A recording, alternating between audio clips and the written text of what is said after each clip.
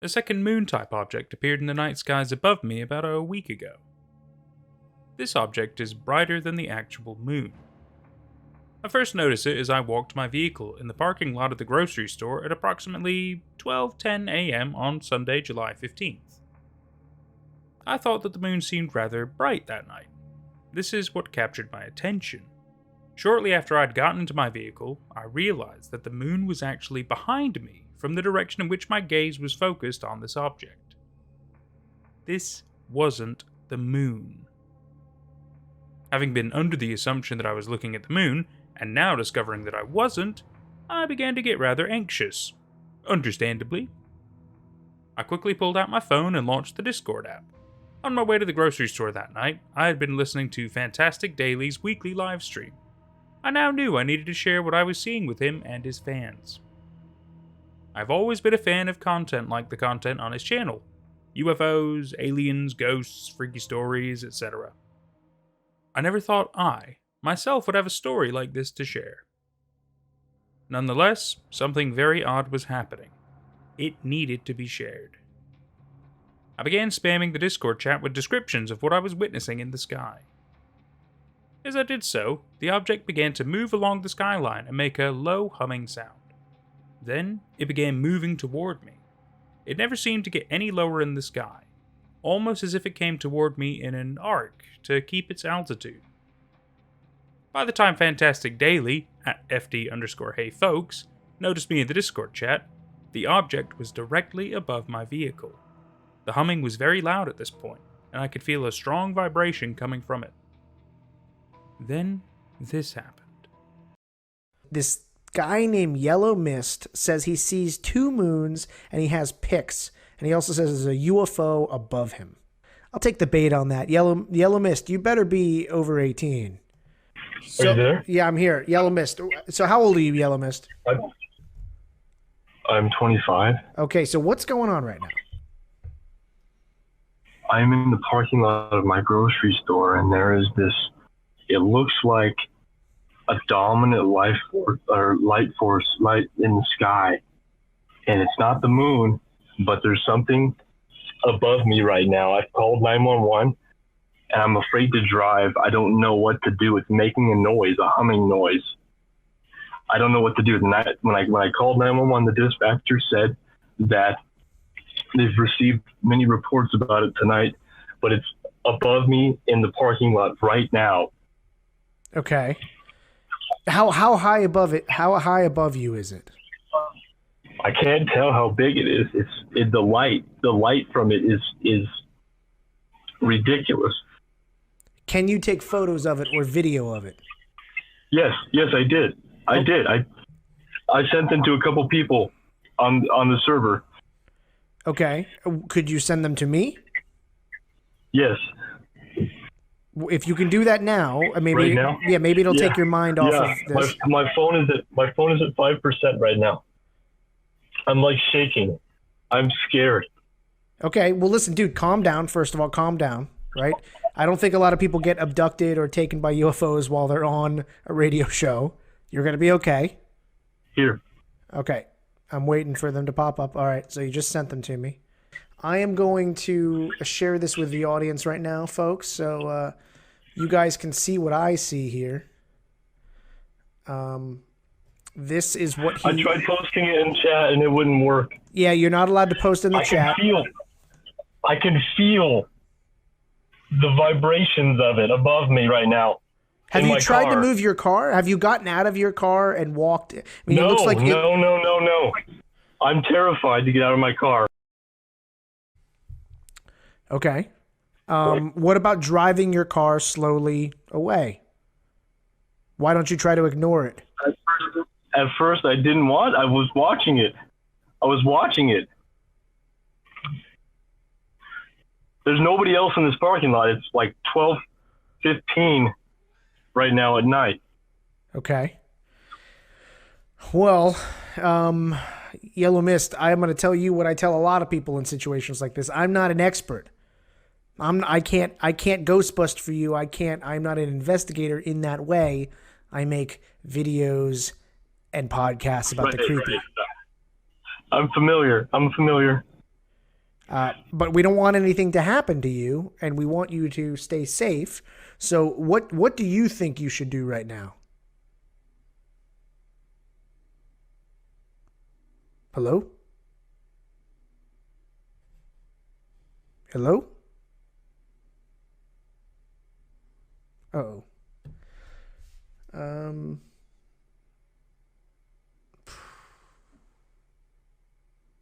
That was kind of crazy, guys.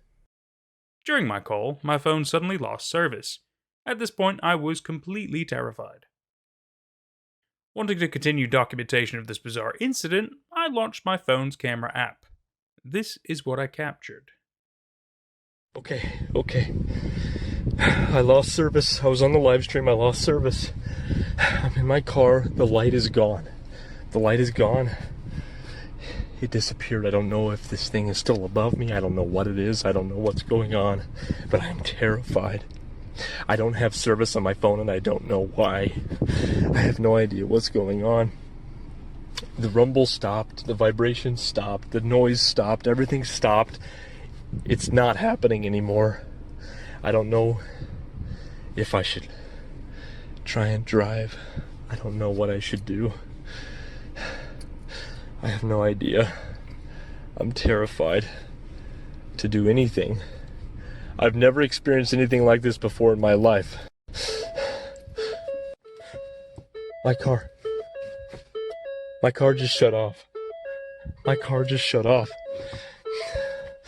keys. The ignition should be working. It should be on. There's the noise. The noise is coming back. I can feel it. I can feel the vibration.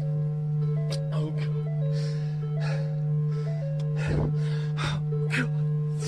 It's happening again.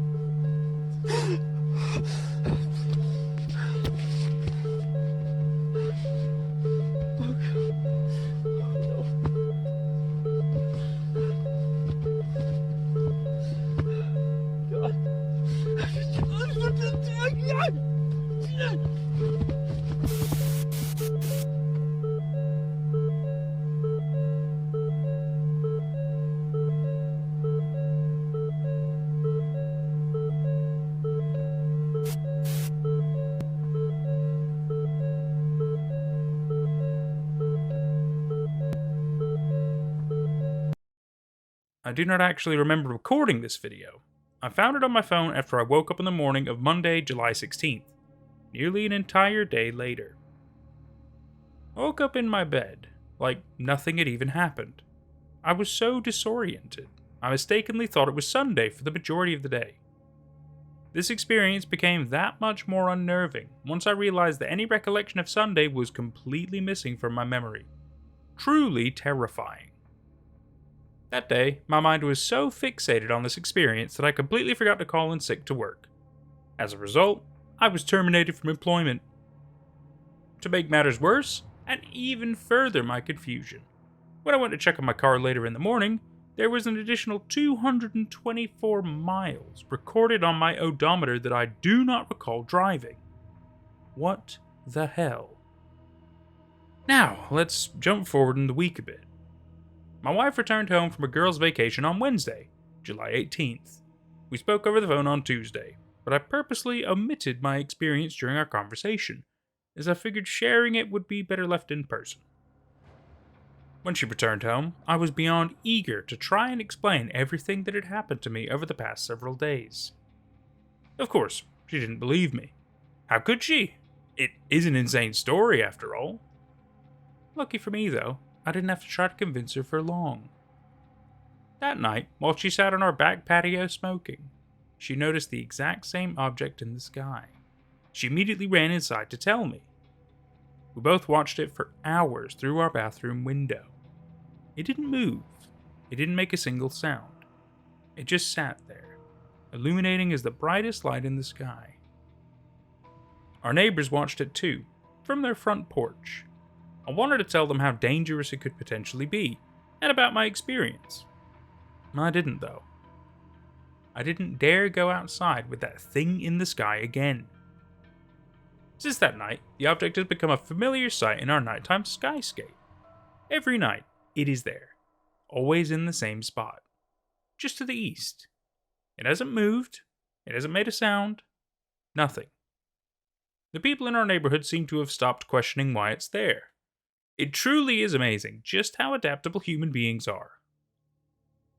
I seem to be the only one that I know whom is aware that this thing could be dangerous. Aliens? I don't know. I do know that the video documents something. Something happened to me. I believe I was taken by something. The thought scares me, but I believe it to be true. The local news has been surprisingly quiet about the object's existence. As far as I'm aware, there has been absolutely nothing said of it. Obviously, this makes me suspicious, but I will refrain from indulging in conspiracy for now. I will continue to update this Twitter page with any new information. If anyone in my area is reading this, please be careful. There is something going on. This is not something to get used to. Quick bit of info. This is where I have always seen the object. There's nothing notable or odd to be seen in the sky during daylight hours. Just as dusk started to set in tonight, like clockwork, it appeared again. I was able to get brave enough to go out and take a few more pictures of it. Tonight, it appeared from the west, and slowly started moving across the sky. This is soon after it appeared. Around 30 minutes after it appeared, it had moved to where it normally stays, and has been there since.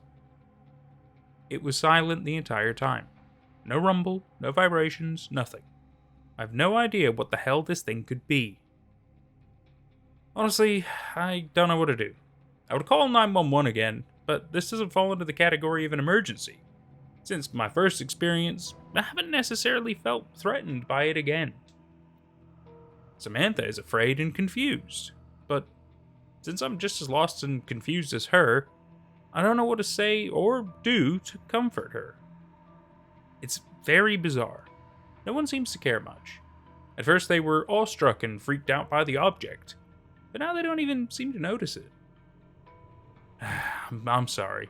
I just realized that I never introduced Sammy. Samantha is my wife's name. I usually call her Sammy, though. Nonetheless, I suppose it will just be another night of anxiously tossing and turning, trying to sleep for the two of us.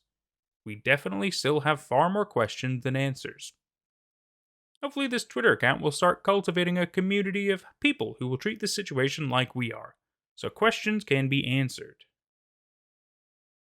How can we help you in your situation?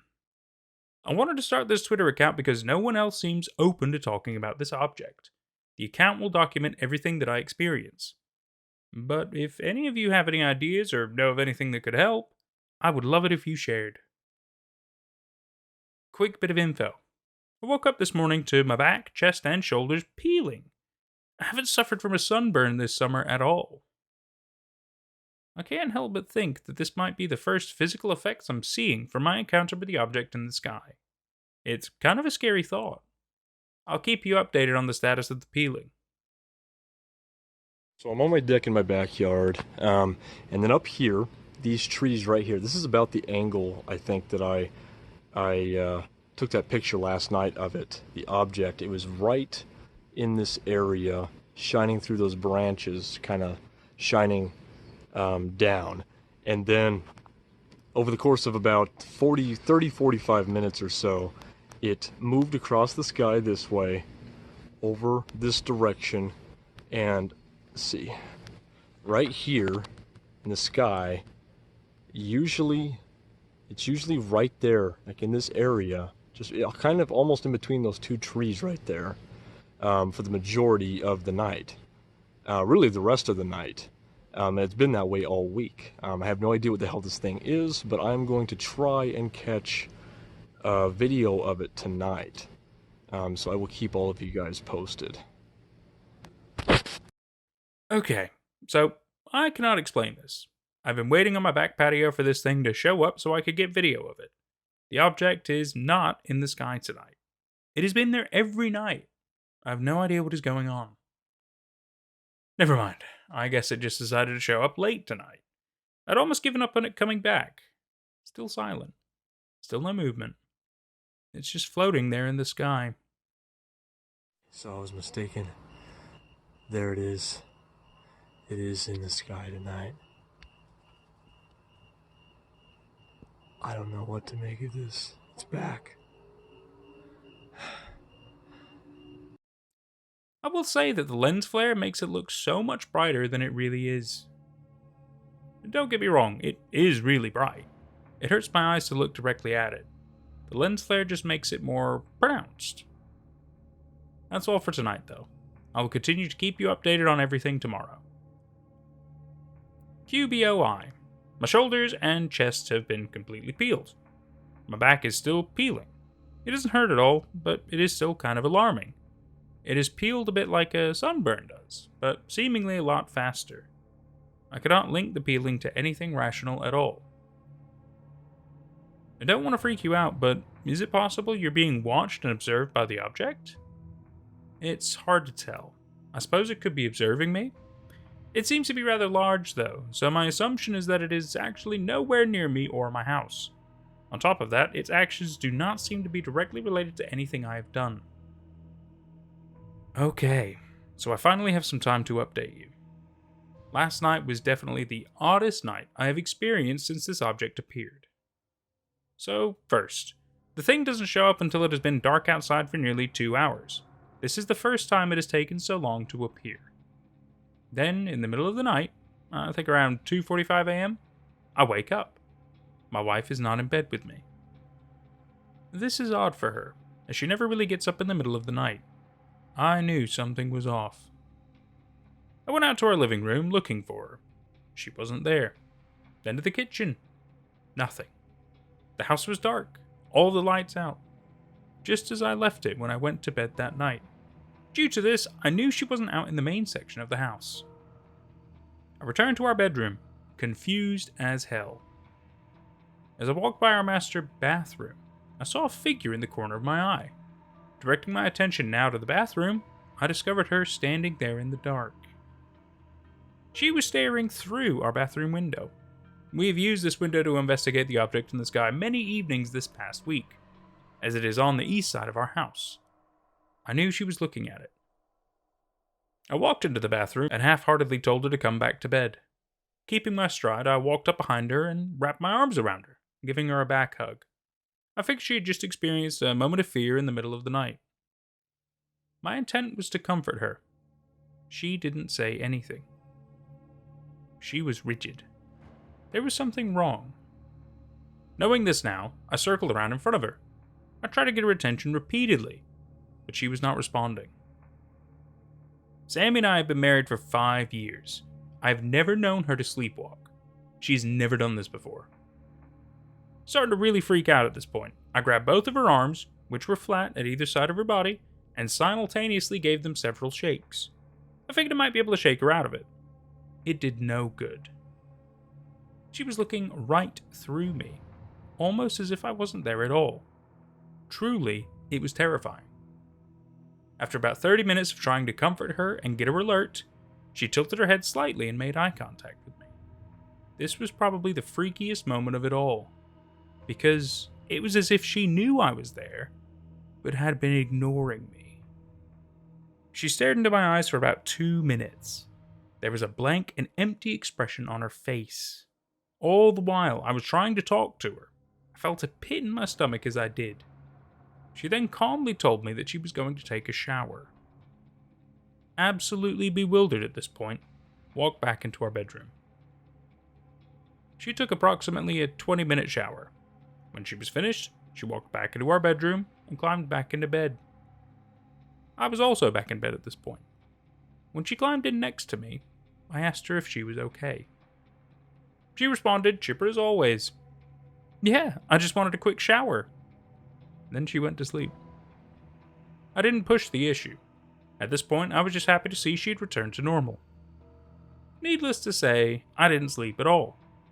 What the hell was that? Is she okay? Should I try and wake her up? Am I even really awake right now? Was it a dream? I had so many questions. I've made repeated attempts to ask her about the oddity today, but she claims she remembers none of it. It seems that things are getting even more crazy. I will continue to keep you updated on everything. QBOI. The object appeared at its normal time tonight. Unlike last night, it had already been there for a good 2 hours. She's in the bathroom again. She's doing it again. Sammy. Sammy. Hey, you're doing it again. Wake up. Sammy. Sammy. Wake up. Hello. Sammy. Sammy. Sammy.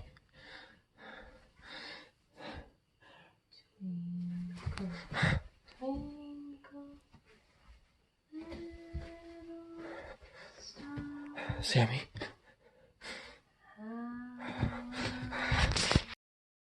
I'm finally able to discuss some of the things that have been going on. First, I feel it necessary to apologize for not explaining the last video. I couldn't put words to it. I was obviously very shaken after experiencing that. After I ended the recording, I had to comfort Sammy for nearly an hour until she snapped out of it. It was terrible. She was singing Twinkle Twinkle Little Star the entire time. Straight out of a damn horror movie. I do not know how to explain what is happening to my wife.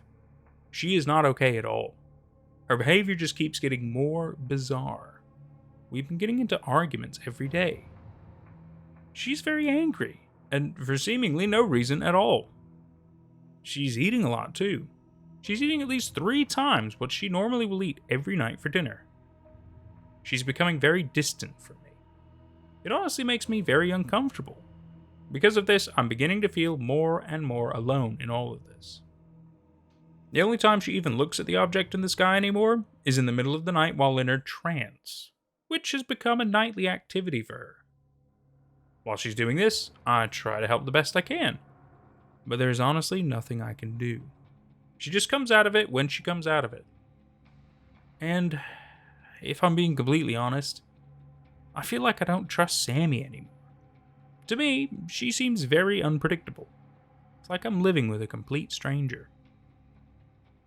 For the life of me, I cannot understand why everyone seems to be alright with this thing hovering over our heads. My wife included. This very fact is confusing and enraging to me. Is everyone else around me a complete fucking moron? There's this mysterious object hanging out in the sky above us every single night, and no one cares. How is this possible? At this point, I really hope I can find some solace from you with this Twitter account, and from Fantastic Daily. Speaking to that, I almost forgot to mention. I was interviewed by Fantastic Daily on Wednesday evening. It went very well. He promised to try and help me get to the bottom of the situation, and I really hope he can. I feel like I'm living in a world that is no longer my own. I think that is all I have for now. I'm trying to hang in there. I will continue to keep you posted when I can. QBOI. As of Friday, my back, chest, and shoulders have completely peeled. I have no idea what that could have been. So far, that was the only abnormal physical effects I have observed with my body. I'll let you know if anything else happens. Ever thought of telling a news outlet? I honestly hadn't thought of telling one myself. I know, that sounds pretty stupid of me. I've had a lot on my mind this past week, though. It is a great idea. I'll call a news outlet tomorrow. Thanks. Okay, so about last night. To everyone that was there, I'm sorry for the way I conducted myself on Fantastic Daily's live stream. I shouldn't have gotten on while I was drunk. It was a mistake. But once again, Sammy is back to normal today. She's still acting odd, but at least she's not stuck in a trance. For those of you who don't know, for the last 2 nights, Sammy has been laying in our front yard. Still in the now familiar trance she initially began slipping into while gazing out of the window in our bathroom, she's now taken to our front yard. This has been happening for the past 2 nights. She'll just lay in the grass, gazing into the sky for hours. There's nothing I can do about it. I have to just sit with her, trying to talk to her and ease her out of the trance. Nothing I have done has ever seemed to help. She just comes out of it when she decides to. So, last night, after she snapped out of it, we both walked back into the house. She seemed a bit disoriented, almost drunk. She wasn't slurring her words, though. I attempted to talk to her about what happened, as I always do when she comes out of it. She was not receptive, as always, to any of my questions, blatantly ignoring most of them. The ones that weren't ignored, she would start hysterically laughing at. It's odd, really. I've found that I am almost becoming numb to her weird mannerisms. It doesn't seem to freak me out or affect me as deeply anymore. I don't trust Sammy anymore. I know that. I figure that fact is likely to blame for my insensitivity towards her now. Speaking of Sammy, she just woke up. She fell asleep shortly after her trance last night and has been asleep since. I'm gonna go try to talk to her. I'll be back in a bit. So, now we are arguing again. And don't ask me about it again. I don't want to talk about it. I don't want to think about it. I don't want to have anything to do with this anymore. I want this to be the end of the discussion, okay? I was just wondering what was going on with you last night. That's it. That's all. You are obsessed with this. I don't want to talk about it anymore. The only way for her to believe you is if you show her the pictures of it in the sky. She has seen the object in the sky with her own eyes many times. She's been at it again tonight. Sammy's been laying in her front yard for about an hour and a half. I really don't know what to do anymore. I've tried to shake her out of it several times. She won't even talk to me.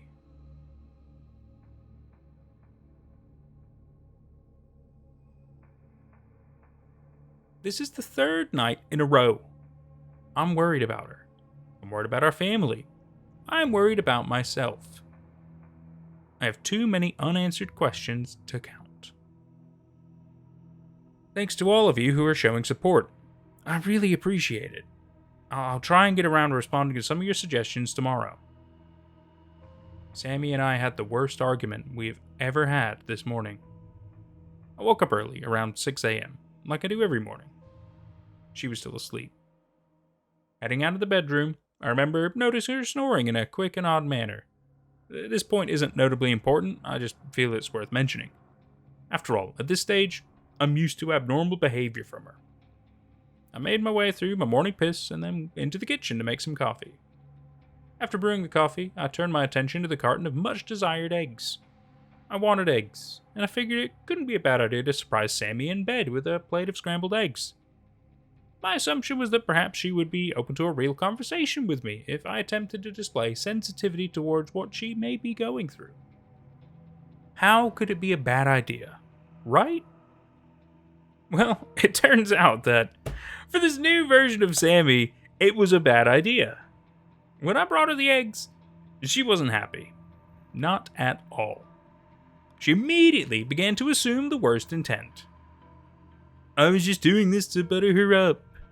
I cannot get out of the doghouse this easily. I must want sex or something. The suspicious speculation being thrown my way obviously started to strike a nerve within me. I was pissed. This is when the argument began. Quite honestly, I figured there'd be an argument. There hasn't been a single interaction between the two of us that hasn't become an argument all week. Did I really think the eggs would work? Not really. At this point, though, I'm out of ideas. Now, back to the actual argument. She continued to tell me that I have formed an obsession with the object in the sky. Also that I don't love her anymore, and if I did, I would just do as she says and drop the subject. It was at this point that I decided to be completely honest with her. Looking back on it now, this probably wasn't the best move. I told her that her recent behavior was causing me to distrust her, that I was out of ideas concerning how to speak to my own wife. The argument ended when she threatened to leave me, then quickly got dressed and left for work an hour and a half early. I have not heard from her since then. I feel like I know that she'll come back this evening, but then again, I don't really feel like I know Sammy anymore. We've been married for 5 years and have not separated once.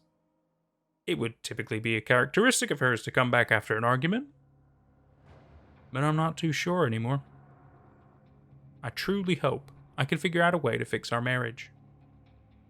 On another note, though, I will quickly respond to some of your tweets. Never give up, Michael, because I promise you, I am here for you. Not as an internet friend, as someone who acts to protect. Thank you for the support. I promise you and everyone else that I will not give up. I'm in a dark time right now, but I truly believe that things will get better. With positive and persistent intervention, they usually tend to. Why not try pinching her in her trance state? Try different stimuli for a response.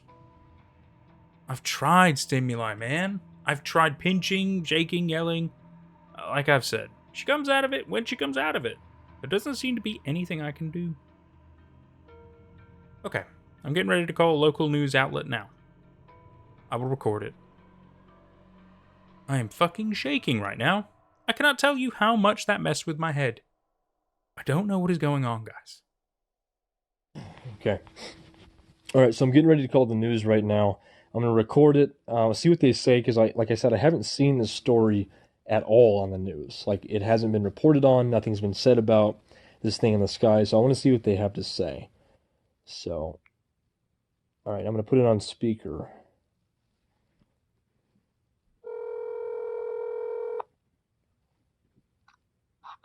Thank you for calling KBI's Channel 7 News. May I place you on a brief hold? Yeah, no problem.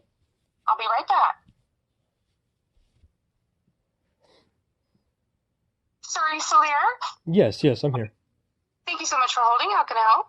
Well, I'm calling to report a story. All right. Let me get you transferred over to our investigative team.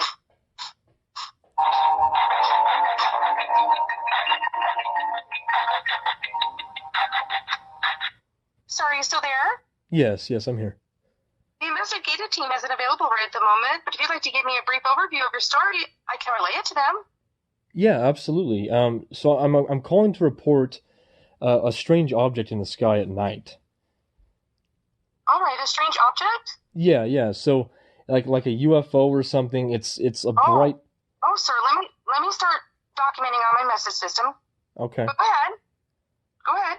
Okay. Yeah. So there's this light in the sky. It's brighter than the moon, and it has been. I mean, it's been there every single night. Brighter than the moon? Yeah, over the last couple of weeks, really. And you've seen this? Yeah, there's this damn thing in the sky. It's been. Stop! Don't ever take our twin's name in vain. What? Do not call again. What? Hello? What the fuck was that? What the fuck was that? What? Seriously, I'm numb. What is going on? Alright, so Sammy's not home yet. She should have been here 45 minutes ago. Starting to get very nervous now. She's still not home. I've both tried to call and text her. Nothing. I think she may have really left me. Sammy, where are you? Are you coming home? Babe? Hello? I'm with Nicole. What? Why? Are you at her house? That's none of your business. By the way, I'll be by in about 20 minutes to pick up London. She wants to take my daughter. What should I do? I cannot let her take London. Are you kidding me? You are not taking her. You were in the fucking grass for hours every night. She's staying at home. Bullshit. Yes, I am. You can't stop me, Mike. If you try, I will bring the police with me to remove her. Oh, and by the way, Nicole showed me. Almost 600 likes, Michael? Really? LOL, broadcasting our life on Twitter. You're an asshole. I have to let her go. She's here. I have to let her take London. I don't want my daughter to see the argument that would ensue if I refuse. She's only 3 years old. I'm done. Broken in so many ways right now. There were 2 men with Nicole and her. They took London. Sammy said she doesn't trust me with my daughter. She had them convinced I wasn't capable of keeping her. I'm done. I'm so fucking confused, my head hurts. My wife and I were in love 2 weeks ago. And now I am demonized and actually alone. Sammy, are you coming home? I miss my daughter. Nope. Sorry, we aren't, Mike. I don't trust you. Your negativity about the light is unhealthy. It actually has a name, not that you'd care. Nicole calls it the twin, and it's not bad. What? You have a name for it? All I'm doing is asking reasonable questions. No, they're disrespectful questions. It's not bad at all, Mike. I actually kind of like it. Not that you'd even care about how I feel either. QBOY. This seems to be proof that something is actually going on here. My wife is calling this thing the twin, just like the phone rep at the news station. I don't know what the hell is happening, but I need to get to the bottom of this. Also, I will catch you all up in a bit. I'm sorry for not updating you yesterday. After everything that happened on Monday, I really needed a break from Twitter. I have a job interview to be at in about 30 minutes. It has been difficult to find the discipline to consistently apply for jobs during all of this. The reality of it is, though, that bills still need to be paid. I'll let you know how it goes. I'm back. The interview went well, I think. Other than a few concerning moments, I feel really good about how it went. I'll get to those moments and tell you what was concerning about them later. But first, about yesterday. I scheduled a legal consultation yesterday. My intent was to figure out what, if any, leverage I have to get London back. Unfortunately, I pretty much hit a dead end with every angle I think I could pursue. The lawyer seemed receptive to my case at first. I told him about her odd behavior, and that I didn't think my daughter was safe with her. After showing him the evidence I posted here on this Twitter, he told me that he doubted it would hold up in court. He told me that I do not actually have any evidence that the woman in the videos/pictures is my wife. Unbelievable, right? His reasoning was, her face is not distinctly shown in any videos/pictures. Regardless, he agreed to take my case if I wanted to pursue legal action. He also encouraged me to file an anonymous report with CPS. If they found that Nicole's house was a negative environment for London, they would remove her. They conducted their investigation this morning and found everything to be perfectly fine. Fucking of course. At this point, I'm left feeling completely helpless. Do I pursue legal action? I don't feel like I trust Sammy anymore. But for God's sake, she's my wife. She's my daughter's mom. I think that if her personality changes had happened more gradually, I'd feel more confident in taking legal action against her. This entire thing has me so conflicted and confused. But I suppose, on the bright side, if there is one, she would normally go into her trance later in the evening, after London was asleep. I choose to take solace in that thought for now. I'm so exhausted with trying to make sense of everything. I feel like I'm living in a fairy tale. I'm sad, I'm nervous, I'm feeling completely run down. Okay. Okay. So I don't even know where to start with this. I feel like I need to show you this, but I don't know how to explain it. I don't know what's going on. I'm just so tired. I'm so tired of not being able to sleep. I haven't slept. I'm sorry. I haven't slept. I'm exhausted. And I'm just so tired of all the questions that never get answered. So let me explain. My dad, my mom, and Sammy's mom all live out of state. My parents live in New California, and Sammy's mom lives in California province. And I've tried repeatedly to try and reach out to them over Facebook, over email, and all of the messages have been unreturned. They haven't gotten back to me. It's too late right now to call my dad, but I'm going to call him anyway, just to show you what happens when I try and call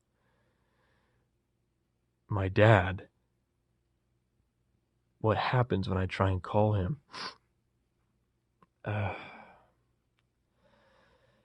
it doesn't matter that it's too late, is what I'm trying to say. It doesn't matter.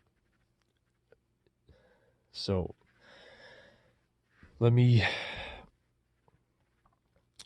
get the number here. All right. I'll put it on speaker for you guys. Here we go. All right, speaker.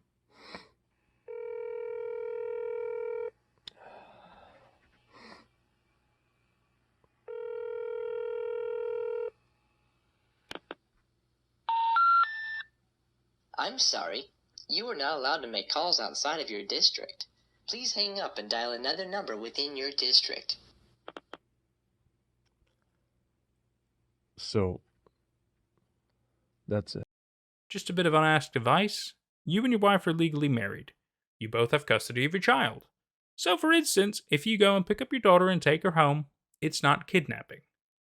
Yes, we are legally married. Legally, I could take London back. My hesitation comes from not wanting my daughter to witness my distrust towards Sammy firsthand. Regardless of how I feel about my wife, I want my daughter to feel like she can trust her mom. That night it first appeared to you is how you were connected to our reality. I think it is trying to kick you out. I've pondered about this concept a lot. The biggest question on my mind is, does my initial experience with the object have anything to do with my awareness of it now? I think it does. There has to be an explanation for all of this. Get in your car during daylight hours and get out of there. Believe me, I've wanted to do this many times. I cannot abandon London, though. I've been trying to deny the proof I have witnessed, but I can't anymore. I now believe the object in the sky is actually having an effect on things. Okay, so this morning I woke up and my satellite TV was out. And so it's just been, it doesn't matter what channel I turn it to, any channel, every channel is doing this weird static thing. And I mean, I have no explanation for this. My satellite is usually really reliable. I've never seen it do this before, ever. And I mean, another thing to mention is that it's actually daylight outside. Like, it's not nighttime at all. So this thing is affecting things during the day now. And I don't know, I mean, I feel like I'm crazy saying this, but it's affecting things. It's affecting my wife. It's affecting my phone calls. It's affecting my satellite. It's affecting things. I have no explanation for this. I don't know what's going on. I mean, it's normally right there, and you can't see it. It's not there right now. You can't see it right now. But this whole satellite TV thing is new. This morning, I was just watching TV last night. It's new this morning. I don't know what's going on. I have no idea. I feel like I'm going crazy. I needed to record. I'm trying to record all of the weird things because I feel like I need to document it and I need it to be on video to prove to myself that I'm not going crazy and just seeing these things. Because I feel like this is not real. I feel like this is getting so crazy. It can't be real. I don't know what's going on. I don't know. I have no idea what's going on. I'm trying not to be paranoid, but I think it's becoming rather obvious at this point that this thing is trying to isolate me. I am so tired of being alone in this house. I am so tired, period. I haven't really slept in days. I'm too anxious to sleep. On top of that, I'm really starting to consider running. I cannot tell if the thought of running away is rational or a product of sleep deprivation. I know many of you have suggested that I leave town. If there's anything I actually feel like I can rely on right now, it is your suggestions. I will admit, no. The thought makes me feel guilty. If I leave alone, I'd be abandoning my family. If I somehow take London with me, I'd be abandoning my wife. I know the latter of the two seems to be the obvious and best option. I love my fucking wife, though. Regardless of how easy it may seem to you, it is not. To quickly change the subject, I received a phone call earlier today where I was notified that I was no longer a candidate for the job I interviewed for. I should be bummed, but like I said, I'm starting to question if staying would even be a good idea at this point. Have you noticed any other effects in your neighborhood? How are people at your local grocery acting? Have you seen any of your neighbors? Maybe you can ask them about the satellite interference to see how spread this is. Not even a weird question. I haven't witnessed many other effects with personality changes. I haven't been around many other people the past couple of weeks, though. When I've gone grocery shopping, the object never comes up. Nothing about it. At this point, I'm a bit afraid to bring it up to anyone. I feel like I need to update you, but truthfully, there's not much to update you on. I've been held up in my house for far too long. My confusion has had a paralyzing impact on me. I'm finding it increasingly more difficult to trust anyone. In addition to my distrust towards people, I'm also finding that I am also starting to distrust my own judgment. I'm unsure which distrust is truly to blame for my newfound introverted behavior. Adding to the slew of other problems, I still have not slept at all. Turning to the bottle has also become a nightly activity for me. I know this is not an efficient practice for managing one's problems, and I have accumulated a fair amount of guilt, being aware of this fact. I am really missing my family today as well. I keep reliving cherished memories within my mind. And fighting, then succumbing to fight the urge to browse through family photos. The photos bring a sense of hope and peace to my situation. However, they also inspire emotions of defeat and anguish. Like much else I've experienced, it's utter emotional and mental conflict. Above all else, though, I just miss my family. Yay! Come here! Come here! Daddy's got you. It's the tickle monster. Okay, you guys, come on. It's time for dinner. Sammy, if you're reading this, I still love you. Please kiss my baby girl for me. Okay. So there's somebody in my garden. I need to document this.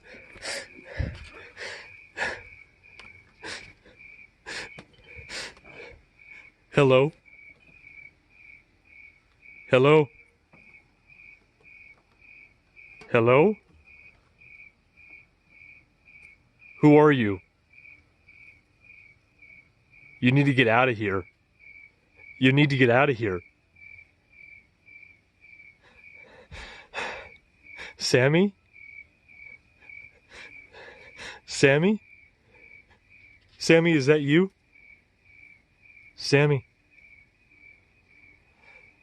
Oh my God. Sammy, what are you doing in the garden? Sammy, what are you doing in the garden? No, you need to come home. You need to come home. Come inside, please. Please. Sammy, where's London? Where's London? Sammy, is London with you? No, don't go back to Nicole, Sammy. Don't go back to Nicole, Sammy. No. Why are you here? Why are you here then? Why? Sammy? Look at me, Sammy. Look at me. Sammy, look at me. Why do you keep calling it the twin, Sammy? Sammy, look at me. Look at me. Turn around right now, Sammy. Look at me. Sammy.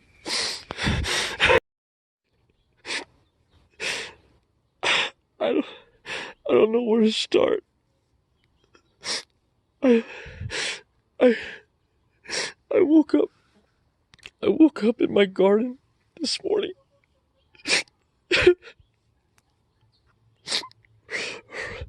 Right there. This is my garden. And that video last night. This This is my scarecrow.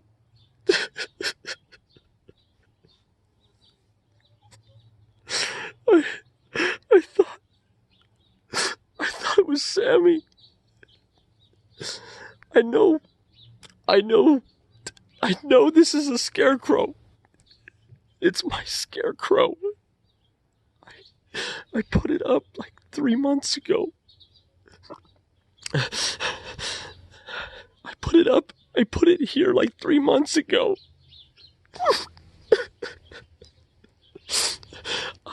I don't know how I forgot. I forgot that it was here. I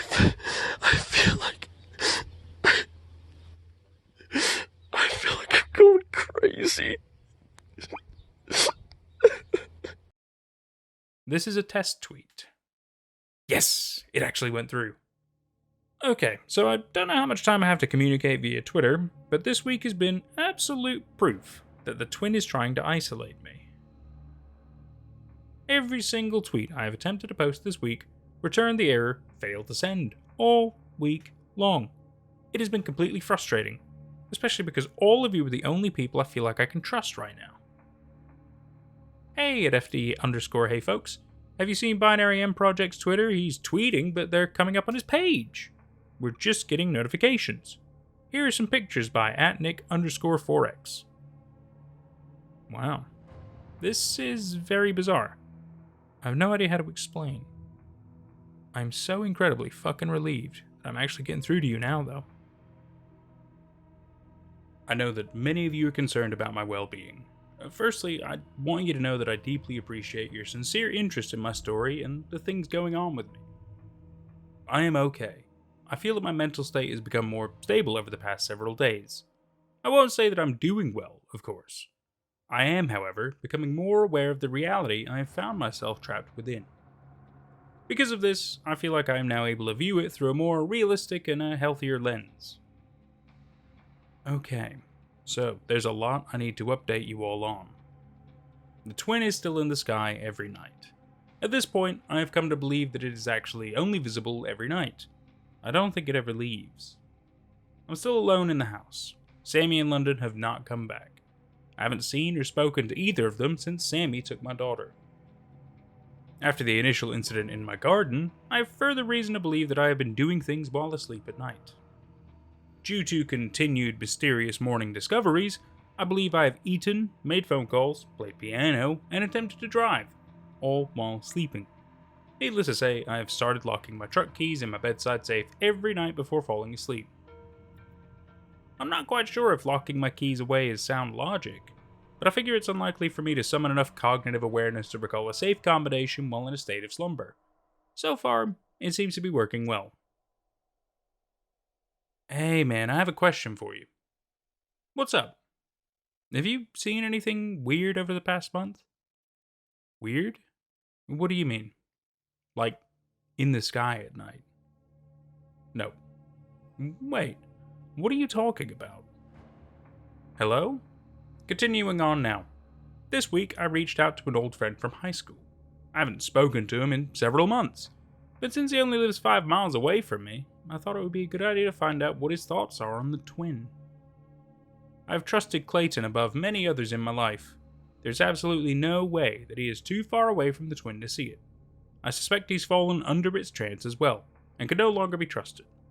So, being unable to post to Twitter this week, I took to Google, which still oddly worked, to research about what the fuck this twin could be. I couldn't find any sound scientific explanation for it. Consider Psalm 84:11. For the Lord God is a sun and shield. The Lord will give grace and glory. No good thing will he withhold from them that walk uprightly. Also Matthew 17:2. And was transfigured before them, and his face did shine as the sun, and his raiment was white as the light. And think, Revelation 21:23. And the city had no need of the sun, neither of the moon to shine in it, for the glory of God did lighten it, and the Lamb is the light thereof. After some digging, I found this excerpt from the Bible. I will say I am not religious in any way. I am out of ideas, though. Could this be the rapture? QBOI. I woke up this morning and discovered a game of solitaire set up at my table. Yet another odd morning discovery. I suppose I can assume that I was playing cards in my sleep? I've been following your story here and through Fantastic daily, and I'm sorry you're dealing with so much. I hope everything works out. I do have a quick question. Why do you call this the twin? Unless I missed it, I can't find anything in your tweets that explains it. Good luck. Thank you for your support during this time.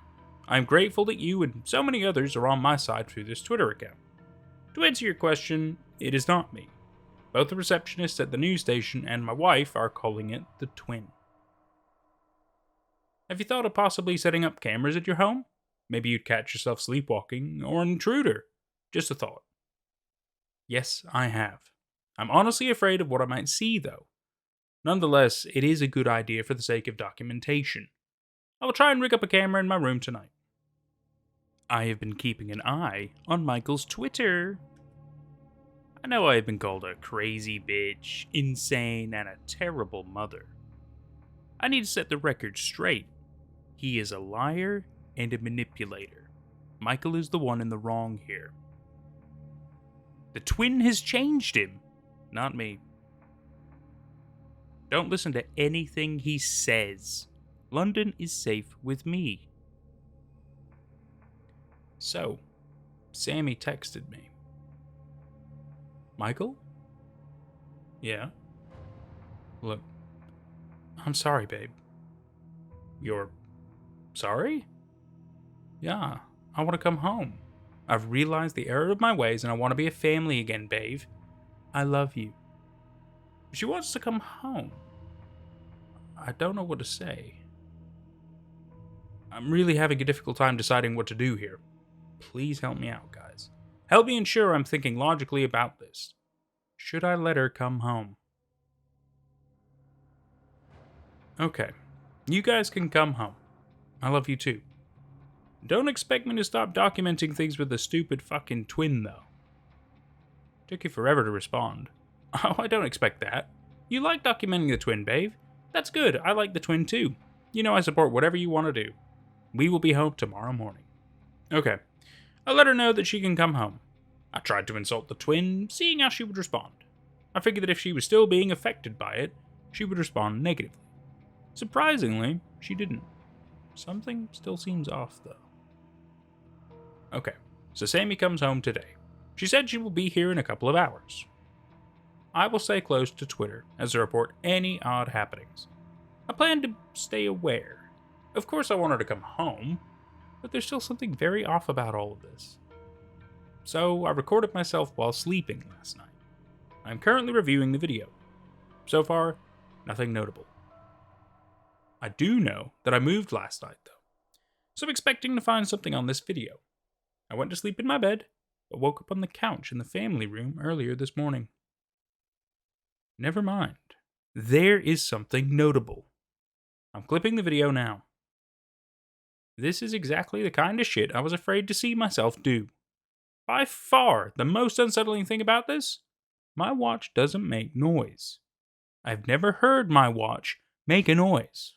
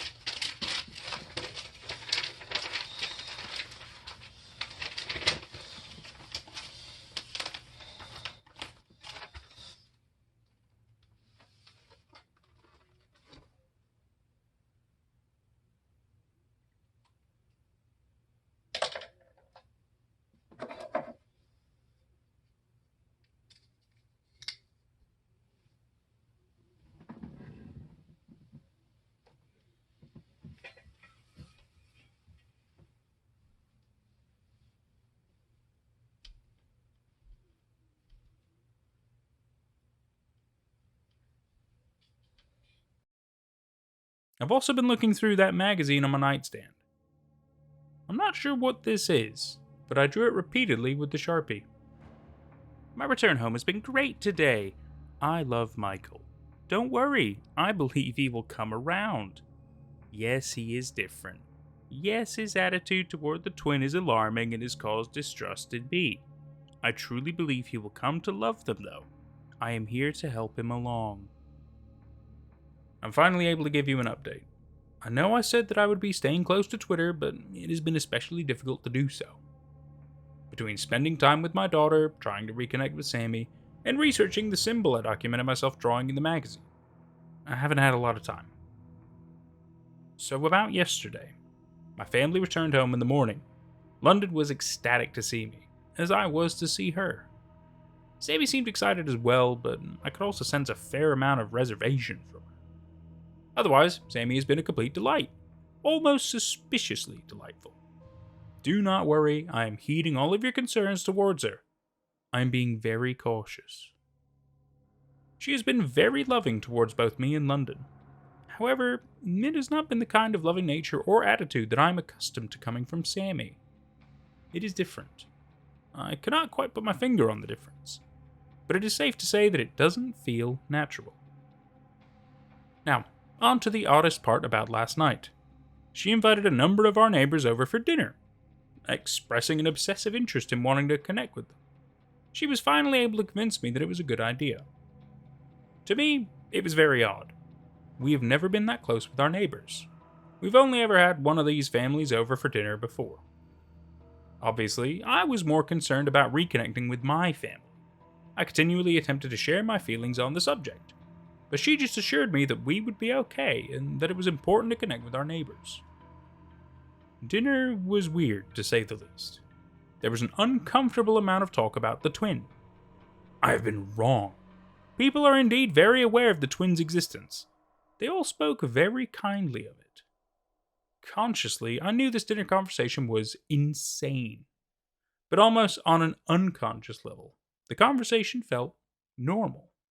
Like we were just sharing fun family stories. They spoke about how beautiful it looks tonight, and that we're all very blessed to live in Bishop. Sammy even piped up at one point and told them that I enjoy recording the twin. Our neighbors seemed, dare I say, proud of this revelation. There wasn't any talk that I can say would leave me feeling more educated on what is going on. What I can say, though, is whatever this is, it's making people fucking crazy. The entire time, I sat there as an observer. I didn't want to speak up and reveal my true feelings. I'm trying to play it safe at this point. Needless to say, I was glad to see the dinner end and our neighbors return to their homes. After dinner, I thought it would be the best idea that Sammy and I sleep in different rooms. She agreed, actually in a good mood. That is until London expressed that she'd like to sleep with me.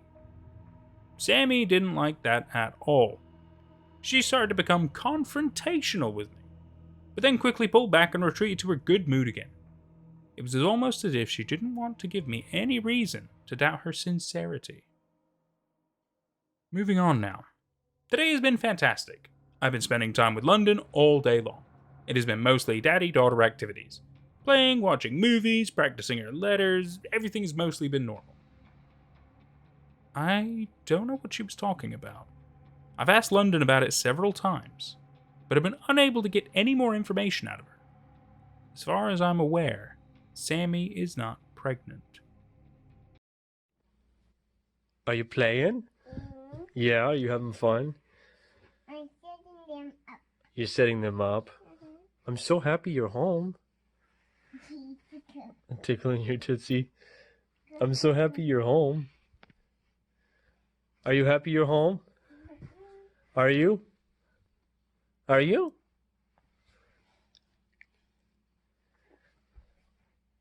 I love you. I love you too.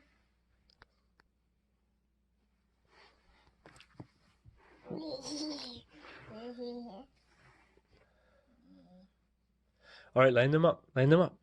Put them all in a straight line. You know Mommy's going to have friends.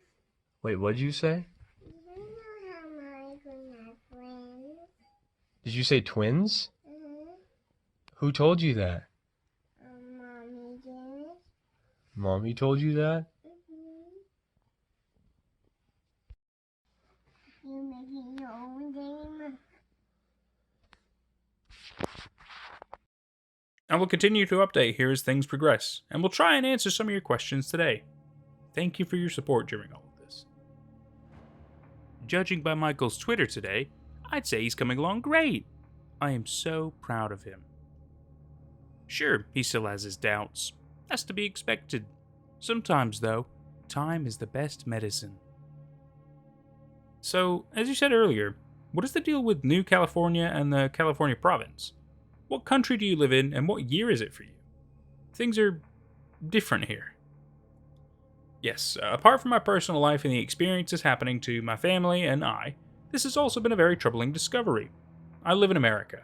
It is 2018 and Donald Trump is president. I've been shown a map of America that I don't recognize. Do you think that your abduction is the reason you're not as happy about the twin? The peeling makes me think that there was some kind of layer of protection on you for a while, maybe. I have thought a lot about this. I don't know why I am apparently the only one who seems to be thinking rationally about the twin. I never considered the peeling to be a sign of protection. That is an interesting theory. Michael, I don't want to add up to the people demanding for the same information. But what happened to the United States? What happened to the 50 states, United States? I completely understand the curiosity. I have been curious as well. When I spoke to @FD_hey folks, I was made aware that the majority of you aren't familiar with the USA that has 54 states. I cannot explain it. I don't know if I'm in a different reality or what. Also, I think you should check this out. Yes, I am aware that Sammy has created another Twitter account to tell people the truth. She is insane. I'm definitely keeping my phone locked now that she's home. Oh, glorious, glorious day! The twin is here, the twin is here. She rose in the east, our eyes shall feast. Oh, glorious, glorious day. The twin is here, the twin is here. Our eyes shall crave, if not their bathe. Oh, glorious, glorious day. The twin is here, the twin is here. Oh, glorious, glorious day. Nope. Never mind, dude. Something weird is happening. Text me back. I think I can help you. I received this text message this morning. I guess Clayton has realized that something odd is going on. I'm hesitant. Obviously, it's tough to know who to trust. What do you guys think I should do? Alright, so I texted him back. Let's see what he says. How can you help me? Well, it requires some trust, Mike. I know things are not right. I've experienced it myself. I just don't know who to trust anymore. That's why I initially said I hadn't seen anything weird. Okay. What do you mean by trust? Look, I know who you are, bro. Sammy may not know, but I do. I need you to leave with me, just for a few days. Wow. Very odd. I cannot afford to get reckless with my decisions. I don't trust him. I've known him for years. Of course he knows who I am.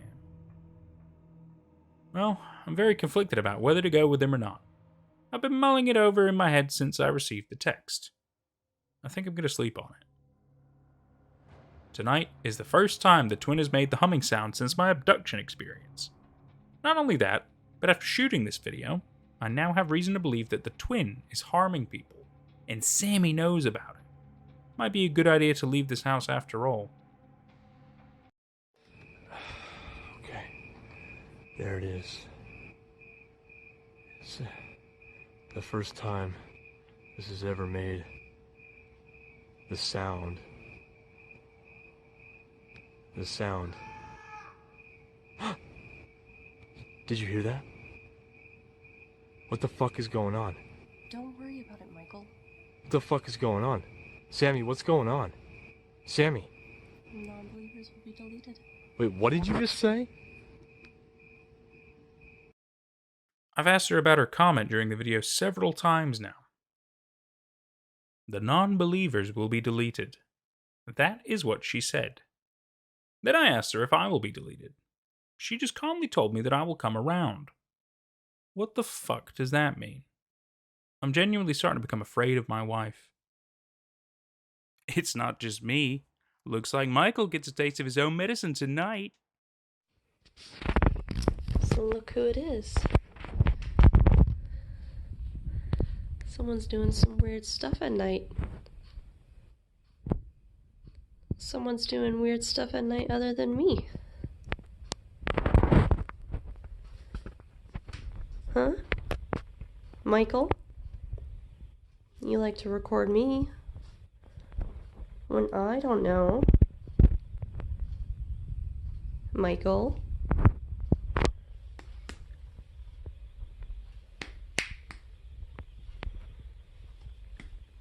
Come on. It's not fun when people record you. Stupid motherfucker. I haven't responded to Clayton yet, but I've decided not to go with him. Surely it could be an opportunity to learn more about the twin. I just don't trust him. On top of that, I really don't want to leave London alone with Sammy right now. Speaking of Sammy, she is honestly acting the oddest I've ever seen her act. She's no longer being nice, as she was when she had first returned. And yes, I have seen her latest video. It is very unsettling. She's been walking around the house like she owns everything, very obviously acting dominant over me. She doesn't take anything I say seriously at all. I am telling you, this is no longer my wife.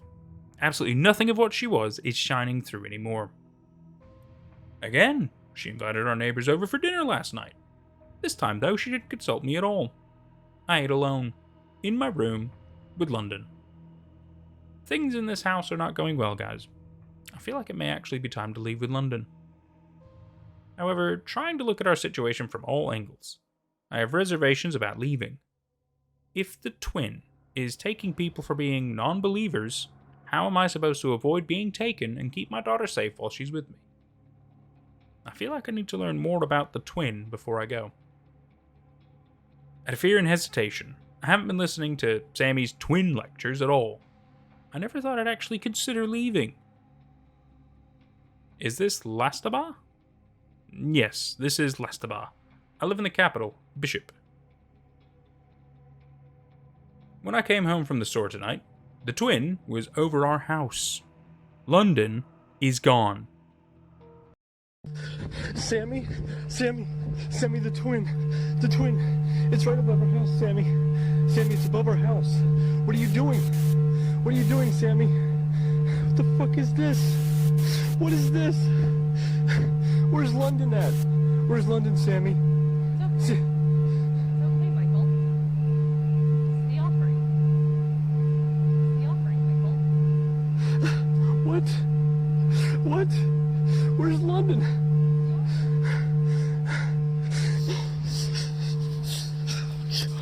God. Fuck you. London, baby, are you here? London,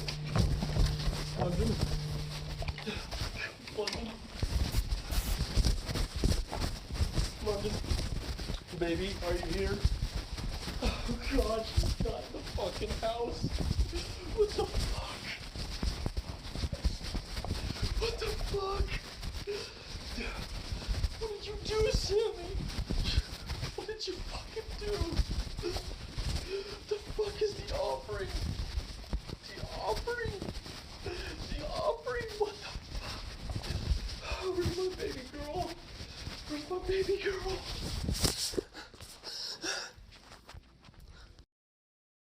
I left. Michael, you're not filing a missing persons report. Where did London go? She's fine. Where'd she go? She's fine. She's with the twin. She's okay. Okay. What does that even mean, Sammy? What are you doing? Are you using this for your Twitter? Are you filming for your Twitter now? I'm documenting. Get out. I'm documenting. Oh, what? You have our neighbors? You have our neighbors now. I want you to get out. You're fucking crazy.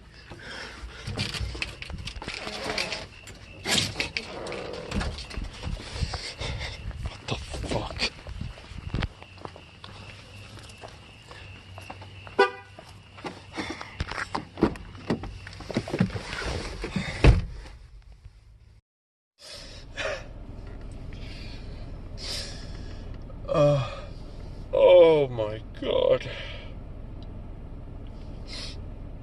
Tonight has not been a good night. London's gone.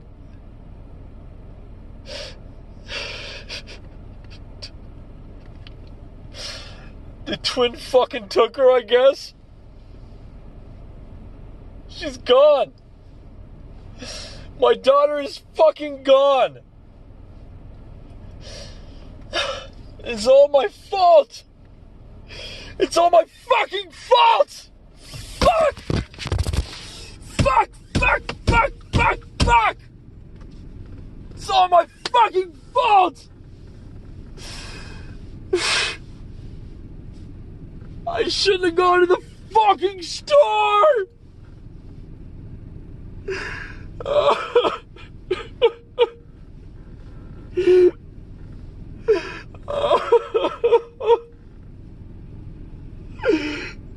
Fuck! Fuck, fuck, fuck, fuck! Fuck!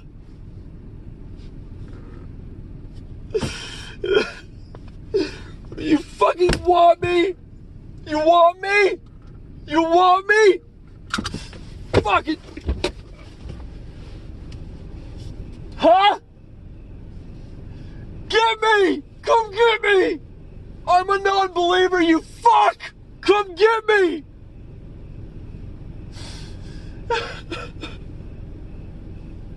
Fuck you, twin!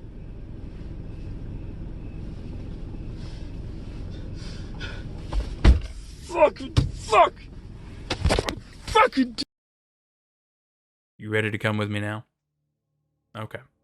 I will come with you, but I drive. I'll pick you up on the corner of Waterway and Pilot Avenue in 30 minutes. Fuck it. Don't be angry with me.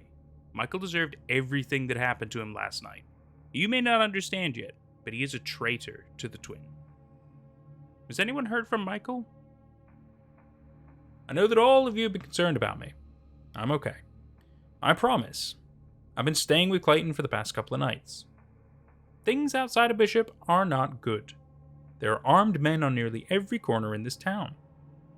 They do not look official. They look as if they're average citizens, all of which openly claim to serve the twin. The twin's impact has spread farther and wider than I could have ever imagined. As I and many of you have suspected, Clayton is also serving the twin. He has spoken to me very honestly about his favor for her, them, it. He has used all three pronouns in reference to the twin. I almost feel as if I can trust him. As odd as this may sound, the best way I can describe it is, it's like having a friend that simply chooses to believe in a different god than you do.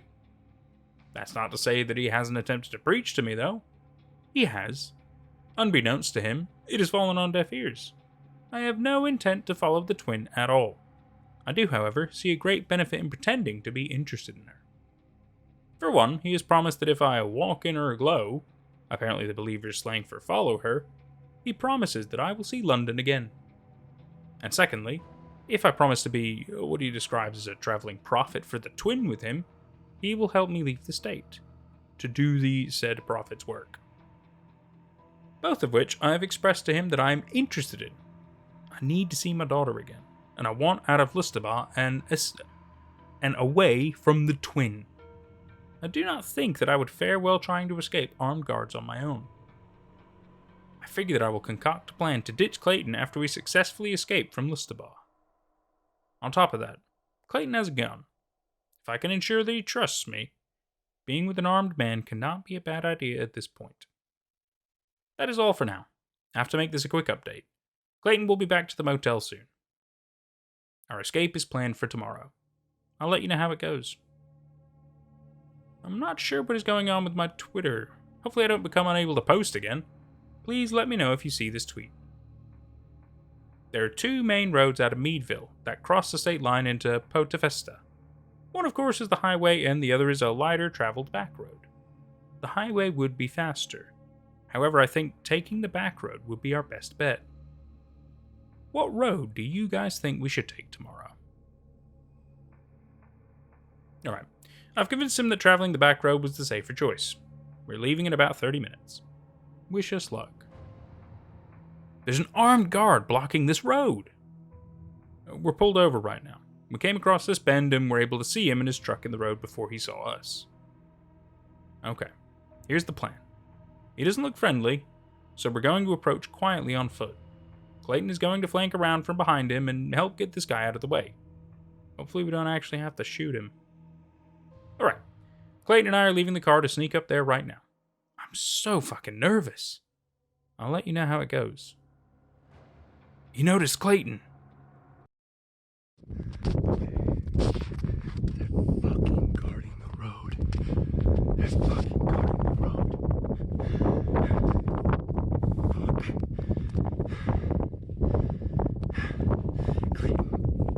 Clayton snuck off that way, that direction down there, to see if we can get past this guy, or if we can kill him. There's no way we're getting past this with the car. This guy doesn't look like he's just hanging out. He looks like he's not letting anybody past. I don't know what the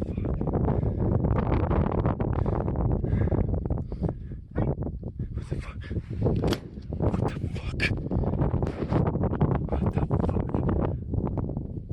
What the fuck? What the fuck? Fuck. Fuck. I backtracked a bit, and are now laying behind a tree. I have no idea whether Clayton is okay or not. So far, the armed man has not seen me. I don't know what I should do. Dude, you alright? Clayton? Did he hit you? Hello? He hasn't responded to any of my texts. I may be on my own at this point. The man is back at his truck in the road now. I fear that Clayton is dead. Fuck. I can't lay here forever. I need to move. I see no sign that the man retrieved Clayton's gun. Clayton may still have it on him. I don't know if it would be smart to try and make my way to him. Please help me out, guys. What should I do? Shit. I guess I'm going for the gun. I got the gun and made it back to the car. That was the scariest thing I have ever done. Clayton was obviously dead. That was not a sight I would ever like to see again. I didn't trust him anymore, but I'm grateful for his assistance, helping me get this far. Regardless of how the twin has affected him over the past month, I still knew this man as my friend. It's not easy to see him like that. For now, I'm going to head back down the road to an outcropping of trees that Clayton and I had passed while driving from town. I cannot go back to town. I cannot press forward. At least not yet. I've never killed anyone before. If I do want to keep driving on our intended path, I would have to kill the guard. I am not ready for that. Including the bullets in the magazine and those that Clayton had stowed away in my glove box, I have a total of 27. I need to be focused on conservation. I have to turn around and get back on the road now. It's almost dark, which means the twin will appear soon. It's about a 20-minute drive, and Clayton had expressed that it's not safe to travel at night. Mandatory public statement. A faithful servant of our holy twin has perished today at the hands of one of her faithful patrol personnel. This is a deplorable act. It shall not be repeated. All holy servants are now required to identify themselves in the face of conflict. What a very sad day today. Rest in peace, dear Clayton Moenta. Go in her glow forever, holy servant. Michael, if you can see this, please text me back. I hope you're doing all right. This is a test tweet. It went through! It worked! I honestly thought I might never be able to tweet again. Every single time I tried, Twitter just told me that it failed to send my tweet. I absolutely believe that the twin has been interfering with my ability to communicate with you. Now that I'm able to post again, I'll let you know what has been happening. I'm still hiding out in the woods, sleeping in my car, night after night. The road that Clayton and I had traveled has been very active for the past couple of weeks. Regularly, I've heard vehicles driving up and down the road, both during daylight hours and at night. It seems that the experience with Clayton and the armed man has caused quite a lot of commotion in the local area. As for me, I am safe for now. I've experienced a couple of close calls, when armed men have searched the woods around me on foot. So far, though, I'm very grateful to have remained undetected. I haven't attempted to make another move yet. With all the activity around me, I feel that would be a very stupid decision. Luckily, I've been able to keep my mind occupied by speaking to a new friend I've met while staying in the woods. His name is Benji. Together, we have shared many great conversations. Although he mostly only comes by at night, his visits have been a saving grace for me. I don't know what my psychological state would be if I was alone out here for all of this time. I'm not sure, but I believe that he lives in the woods. He hasn't shared much with me, concerning himself personally. He does seem to support the twin, but it isn't the type of radical support I've become familiar with seeing. He first arrived on my third night out here.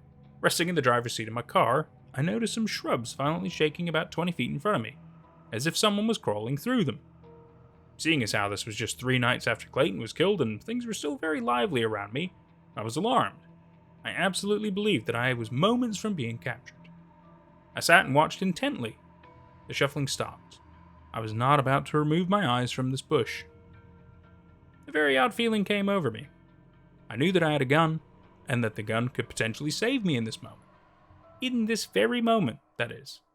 Because any gunshots would likely alarm the others around me, giving away my location. I found myself with a very odd contradiction. Then I saw him, almost as if he suddenly no longer cared about staying hidden. He stood up in front of my car. A vague smirk inched its way into existence on his face. My driver's side window was down. It would be so easy. Should I shoot him? My hand was on the gun and ready. It wasn't until he started walking towards me that my survival instincts kicked in. The pit in my stomach seemed to control the reflexes of my arm, hand, and finger. Before logical thought had a chance, my hand was out the window and the magazine was empty. 7 shots echoed through the woods. I'd never shot at anyone before. My ears were producing a deafening ring and I was uncontrollably shaking. The cloud of dust in front of me was too thick to see the damage I'd caused. Did I kill him? As the dust started to clear, I could see that his figure was no longer there. I assumed that I had hit him. Feeling a bit more confident now, I opened my car door. I knew that I had just made a mistake by giving away my location. Regardless of whether I hit him or not, I needed to leave my car and move. Stupidly, I decided to quickly run up and check on him. Stupidly again, I forgot to reload my magazine, or bring any additional bullets with me. Adrenaline in my veins, I was in the moment. After several strides, I saw Benji, laying behind a tree. He was softly chuckling to himself. He had not one bullet wound.